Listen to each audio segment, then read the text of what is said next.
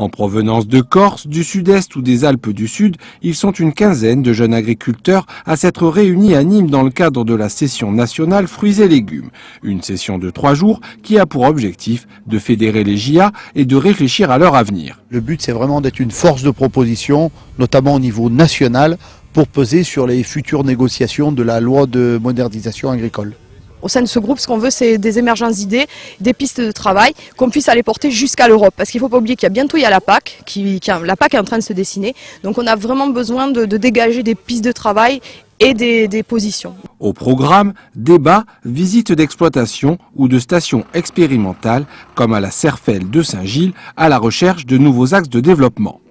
Alors les axes de développement, c'est l'amélioration variétale, la résistance des variétés aux maladies et à différents agents pathogènes et notamment une augmentation des potentiels de production et de qualité, quoi.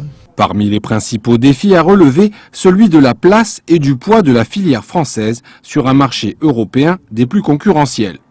Les principaux problèmes, c'est celui de la concurrence intracommunautaire, c'est-à-dire des gens qui produisent avec des coûts de production inférieurs à nous et qui nous concurrencent, et le poids de la grande distribution dans la vente des fruits et légumes. Vous avez un produit, ne serait-ce que par exemple de la cerise, pour donner un exemple concret, qui est payé au producteur à 1 €, vous le voyez sur l'étalage, que ce soit donc de la grande distribution ou ailleurs, à 7 €.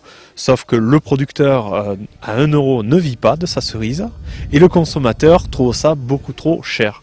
Au milieu, il y a quelque chose à faire et c'est ce quelque chose qu'on est en train d'essayer de travailler là-dessus pour que tout le monde puisse s'y retrouver et surtout le consommateur. Preuve du dynamisme des JA, les réflexions sont déjà accompagnées d'actes. 20 Gardois étaient présents la semaine dernière à Londres pour une première prise de contact avec le marché anglais. C'est bien de se mettre en situation parce qu'on se rend compte de particularités de certains, de certains marchés, notamment le marché anglo-saxon qui est très axé sur les cépages, sur la bouteille, au lieu du bouchon, c'est la bouteille vissée, etc. Ça permet à chacun de se placer, de se mettre en position pour attaquer ces marchés.